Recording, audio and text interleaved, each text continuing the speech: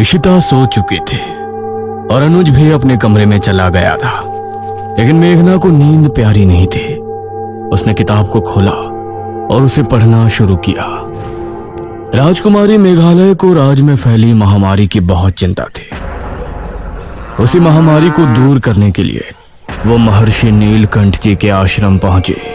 मेघालय, भले ही आप राज्य की राजकुमारी हैं, लेकिन यहाँ आप एक महासिद्धि हासिल करने आई हैं, तो इस समय आप सिर्फ मेरी एक शिष्य हैं। गुरुदेव, हम भी यही चाहते हैं कि आप हमें भी अपने एक शिष्य के रूप में ही देखें और हमारी पहचान को यहाँ गुप्त रखा जाए। तभी एक लड़का वहां पर आया।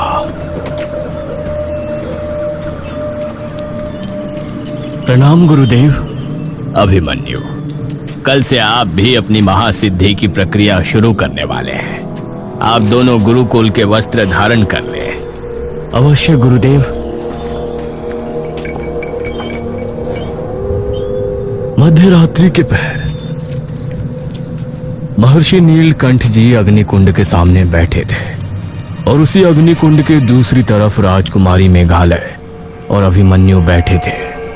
आप दोनों एक महान सिद्धि हासिल करने जा रहे हैं। उसे शुरू करने से पहले आप दोनों की सहन शक्ति की एक परीक्षा होगी। इस भीषण सर्द ऋतु में आप दोनों को तालाब के ठंडे पानी में पूरी रात खड़े रहकर अपने मन में सिद्धि मंत्र का जाप करना है और सुबह सूर्योदय के पश्चात ही आप दोनों तालाब से बाहर आएंगे।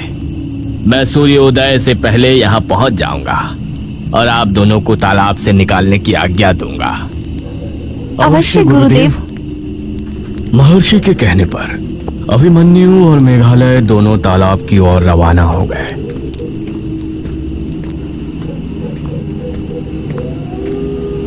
और वहां पहुंचकर दोनों पानी में उतर गए। तालाब के पानी में पैर रखते ही मेघालय का जिस्म सिहर उठा। पानी इस समय बर्फ सा ठंडा लग रहा था। अभिमन्यु और मेघालय दोनों ही पानी में खड़े हुए थे। उनके शरीर कांप रहे थे, लेकिन इसके बावजूद वो अपने हाथों को जोड़े पानी में खड़े थे और मन ही मन सिद्धि मंत्र का जाप कर रहे थे।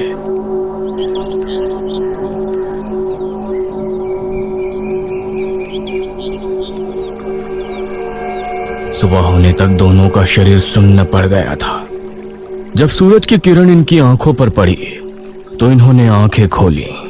अरे, ये महर्षि जी तो अभी तक नहीं आए। उन्होंने कहा था कि उनके आने पर ही हम लोग तालाब से बाहर जाएंगे। लेकिन उन्होंने ये भी तो कहा था कि सूर्योदय से पहले वो यहाँ आ जाएंगे। मुझसे तो अब और पानी में नहीं रुका जाएगा।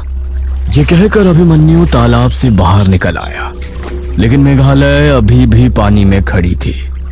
अभिमन्यु की नजर मेघालय के भीगे जिस्म पर पड़ी तो उसका मन विचलित हो रहा था। नहीं, मुझे बहकना नहीं है, मुझे मेरी सिद्धि हासिल करनी है। तभी वहां पर महर्षि नीलकंठ जी भी आ पहुंचे।